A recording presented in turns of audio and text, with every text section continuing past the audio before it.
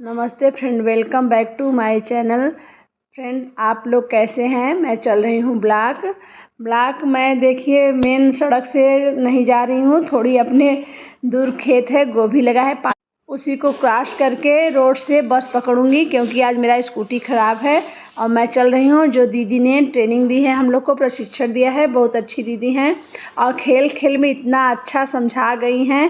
मैं चाह रही थी कि आप लोग भी देखिए उनका समझाना कितना अच्छा हम लोगों को समझाई हैं। और मैं बस से जा रही हूँ, हमारी स्टाफ में तो कोई मेंबर नहीं आया है, मैं अकेले गई हूँ और 3-4 भैया लोग आए हैं और बाकी सब महिला मेट आई हैं हर गांव से। और सभी महिला मेट दीदी को एक को छोड़ के सभी को नमस्ते। एक को छोड़ के मतलब हम आपको किसको छोड़ के सुन नहीं रहे हैं। और कई बार ऐसा होता है कि ये मुद्दे, जैसे मैं अगर अपना उदाहरण दूं तो कुछ साल पहले जब मैं फील्ड पे काम करने के लिए जाती थी और जब कोई प्रधान जी देखते थे कि अच्छा कम उम्र की कोई लड़की आई है यहाँ पे काम करने के लिए, ये मैं बता रही हूँ जब मैंने अपना करियर शुरू किया था तो प्रधान जी या गाँव के बाकी लोगों ने ई का बताई हमका, अभी छुटकी सी लड़की हमको आगे बताई कि क्या काम करना है, तो बहुत वो लगता था, लेकिन अब काम तो करना था। तो कई बार मैं आपको एक और बताना चाहूँ, और आपको शायद पता होगा हमारे भाइयों को, कि जब हम बैंक के लिए लोन अप्लाई करते हैं, होम लोन, तो अगर मैं इतने सालों से नौकरी करते हुए भी होम लोन अप्लाई करने जाऊंगी ना, तो आपको पता है सबसे पहले मुझसे क्या पूछा जाएगा कि पति को ना को एप्लीकेंट बना दीजिए। हाँ, आप और पति साथ में लोन ले लीजिए। हम तो लेकिन हम कर सकते हैं, मुझे अपने नाम पे घर चाहिए, मैं अपने नाम पे लोन लेना चाहती हूँ, तो नहीं ऐसे ना महिलाओं को लोन देने में थोड़ा रिस्क होता है। आज आपकी नौकरी है, कल नहीं रही तो वसूली करने में समस्या होती है। ठीक है, क्यों? क्योंकि हम ये मानते हैं कि जो औरतें हैं उनका जो नौकरी या उनकी जो इनकम है, घर के लिए जो आय है, वो अस्थिर आय या वो ऊपरी आय है। ऊपरी मतलब कि ये घर में एक्स्ट्रा लेकर एक्स्ट्रा इनकम, उसको हम मेन इनकम नहीं मानते। मेन इनकम किसकी मानते हैं? पुरुष की। तो इसीलिए बैंक वाला भी जो कि दिल्ली में बैठा है, वो भी मुझे ये कह रहा है कि आप अपने पति को लेकर आइए, हम उनको एप्लीकेंट बनाएंगे, आप उसमें को एप्लीकेंट बन जाएंगे। क्योंकि आप तो नौकरी छोड़ सकती हैं, कल वो बच्चा हो गया तो हो सकता है आप छोड़ दें, लेकिन आपका पति तो नहीं छोड़ेगा ना। तो ये जो फर्क है ना भैया, ये फर्क हर सरकारी संस्था में है, ये फर्क हर सरकारी गैर सरकारी लोगों के रवैये में है। जैसे मैं एक उदाहरण दूं, ट्रेनिंग में अगर दीदी लोग बोल रही हैं भैया को 2 मिनट लगेगा चुप कराने में, अरे तुम चुप रहो, बैठो, ज्यादा बड़बड़ ना करो। इन दीदियों में से किसी की हिम्मत नहीं होगी आपको ये बोलने के लिए कि भैया ऐसा है, चुप हो जाओ, बैठ जाओ। वो हिम्मत ही नहीं, ठीक है। आपको बुरा नहीं लगेगा क्योंकि आपको लगेगा कि यार प्रशिक्षण चल रहा है, ये क्यों बीच में टोक। हिम्मत कहाँ से आएगा मैम? तब ये हिम्मत आएगी तब जब हम जो आज की चर्चा कर रहे हैं, हम इस चर्चा को यहाँ पे उतारेंगे। अच्छा, ठीक है। इसके लिए हम अगला एक खेल खेलने वाले हैं, जिसके लिए हम सबको बाहर चलना है। चले सभी लोग?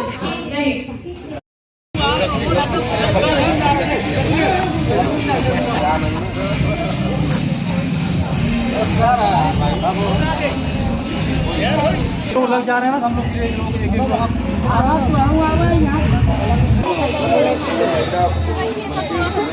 बताए और कोई बीच में आने के लिए तो है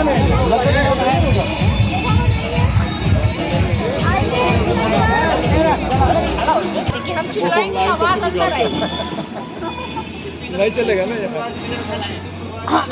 सुनी, इधर ये मेरे गले का टेस्ट है, ठीक है, नीचे आप इधर नहीं चिल्ला सकते। आप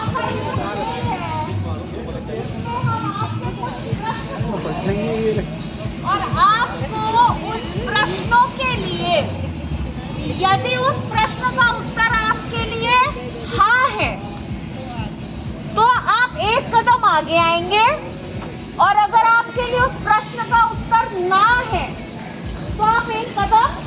पीछे जाइए, अपनी जगह पे खड़े नहीं बैठे। उदाहरण, मैंने पूछा माधुरी दीक्षित किसकी फेवरेट हीरोइन है, किसको किसको माधुरी दीक्षित पसंद है, तो जिसको जिसको पसंद है अब भैया लोग बताएं। वो ये कदम आगे आएंगे। और जिसको जिसको माधुरी दीक्षित पसंद है, वो एक कदम आप में से जिसने जिसने अपनी 10वीं की परीक्षा पूरी करी वो एक कदम आगे आएंगे, और जिन्होंने नहीं करी है वो एक कदम पीछे जाएंगे। बराबरी में आगे आइएगा, ऐसा नहीं बराबरी। सबको सब 10वीं पास है। 10वीं की परीक्षा पूरी करी है। भैया आप नहीं बढ़े, आप नहीं पढ़े हैं, आप नहीं बढ़े, पढ़े के लिए नहीं बोले, बढ़े नहीं आप। अच्छा, 12वीं की परीक्षा पूरी की है वो एक कदम आगे आएंगे, और वो एक कदम पीछे नहीं। कम ही बढ़ा यार, हम लोग अपनी जगह नहीं, सब इंटर पास किए, सब पढ़ रहे हैं आगे, कोई दिक्कत नहीं। जो लोग नहीं पास हैं वो पीछे जाएं।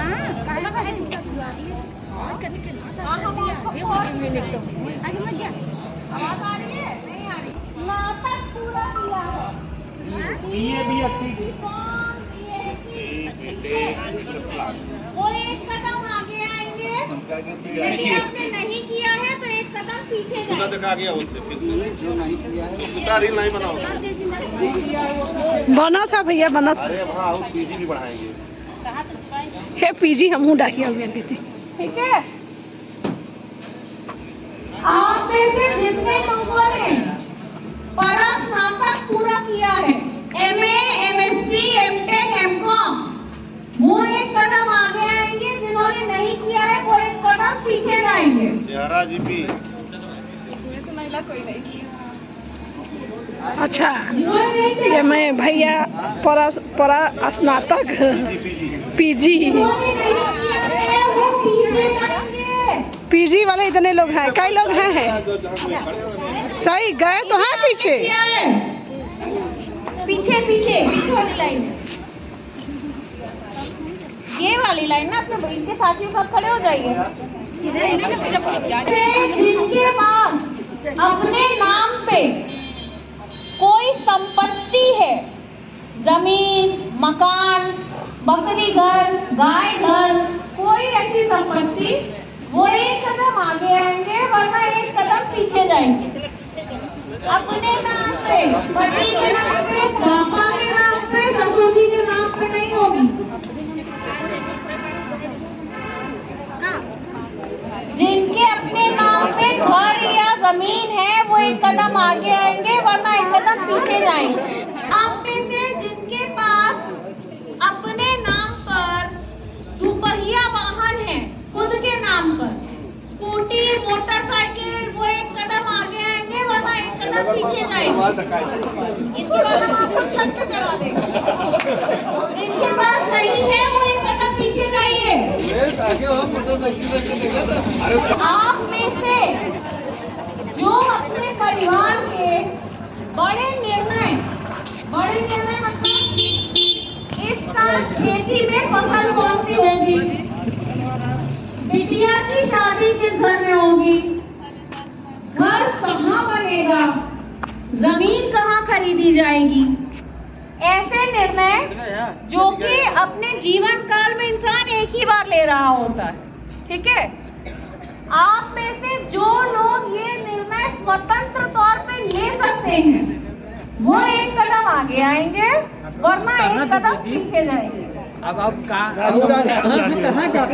आप हटिए, उसको ऊपर चढ़ाना है मुझे। सच्ची में सब ऊपर चढ़ जाएंगे। हाँ हाँ, चढ़ा देंगे। सीढ़ी लगाना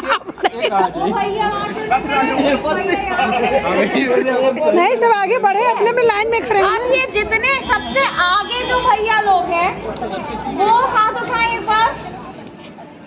1 2 3 4 4। और सबसे पीछे जो दीदियां हैं वो हाथ उठाएं। दीदी जो बाकी बीच वाली दीदी है वो भी एक बार देख लीजिए कि आगे कितने लोग चले गए और पीछे कितने लोग चले गए। ठीक, अब हम लोग अंदर चलते हैं क्योंकि इसमें चर्चा जो होगी वो हम अंदर करेंगे। ठीक है,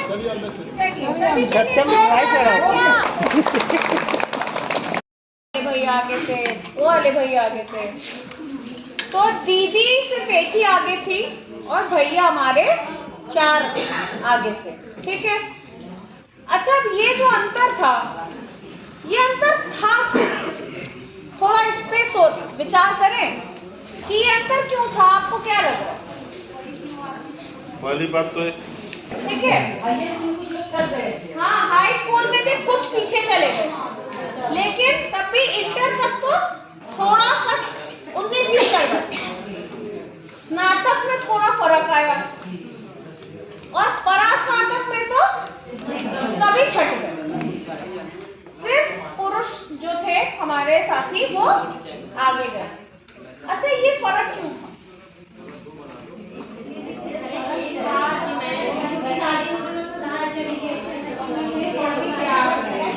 शादी लड़के से हुई ना, लड़के की शादी से पढ़ाई क्यों नहीं खत्म?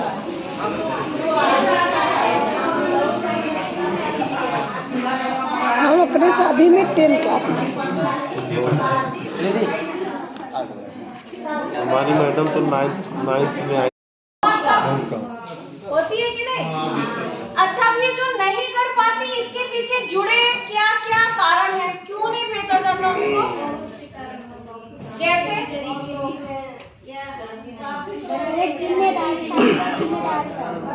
सबसे पहले तो घर की जिम्मेदारी हो जाती है, दूसरा चाय वाले मत फुटे ना।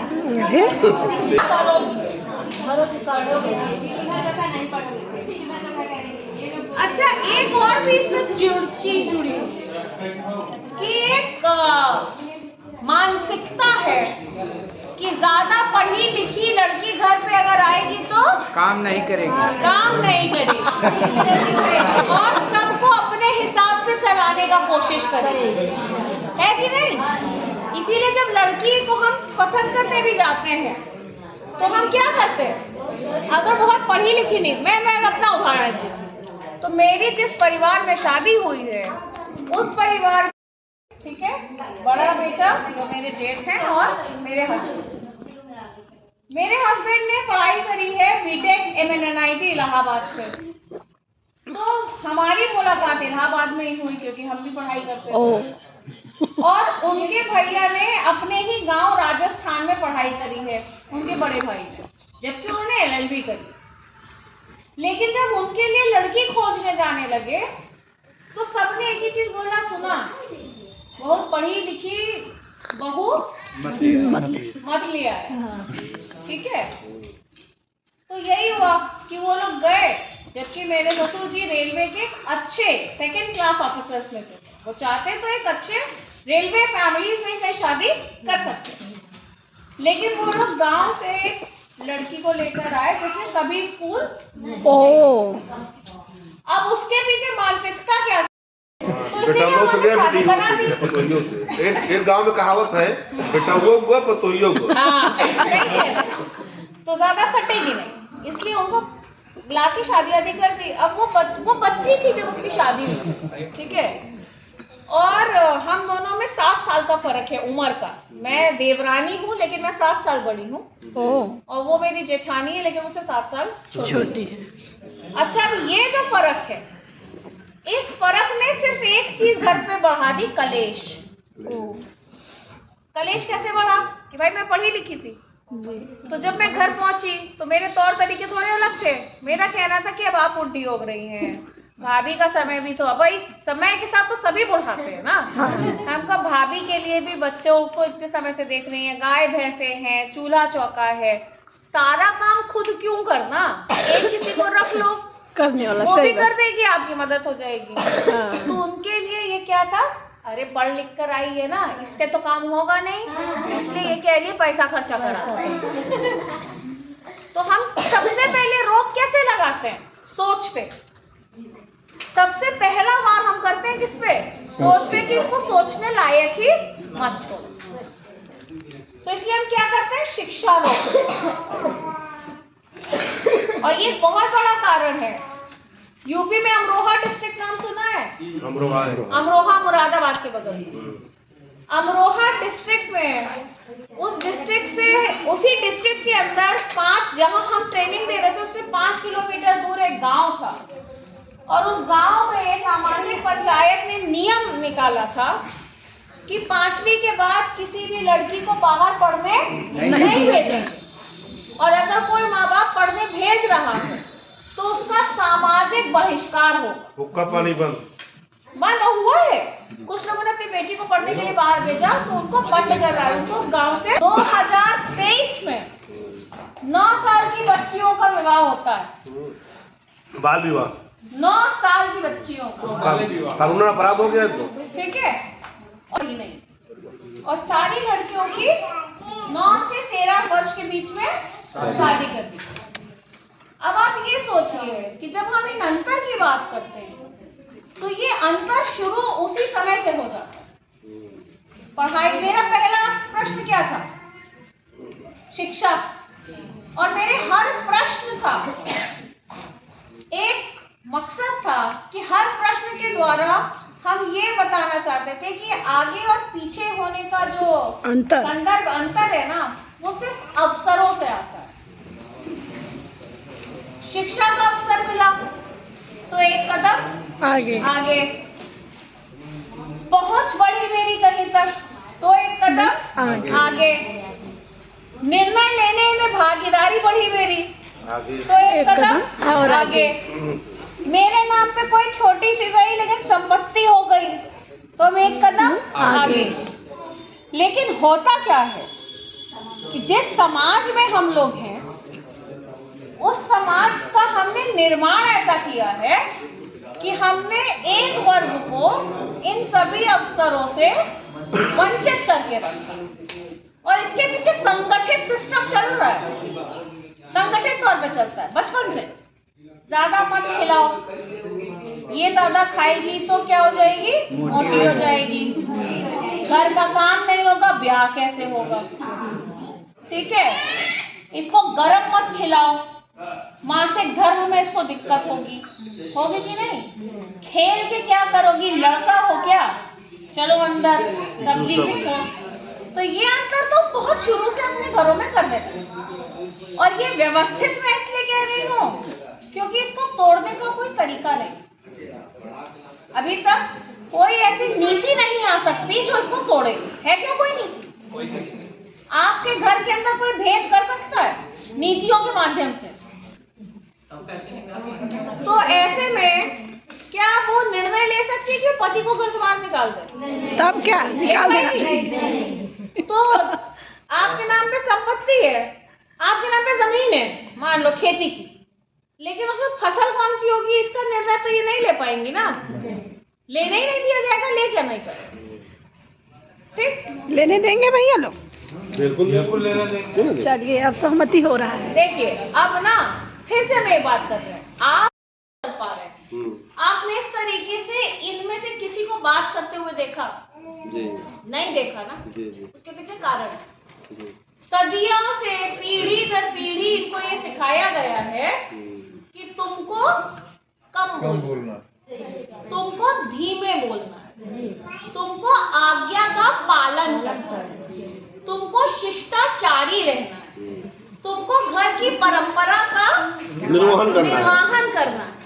अब आज 3 साल पहले यूपी सरकार ने महिला मेड का वो निकाल दिया प्रावधान। उस प्रावधान से इनमें सब बदल जाए तो ये तो मुमकिन इतनी आसानी से नहीं है। मुझे प्रयास करना चाहिए। ये उतना ही कठिन है जितना लेफ्ट हैंड से लिखना। ठीक, तो ये जो बदलाव की प्रक्रिया है ना, इस बदलाव की प्रक्रिया को प्रशासन नहीं समझता। बना हुआ है तो ऐसी बात नहीं है, धीरे धीरे सुधार आएगा। 100% मैं आपसे सहमत हूँ, बट शुरू तो करना पड़ेगा। मैं इससे सहमत हूँ, लेकिन इससे पहले देखिए अभी ना हमको चुनौती।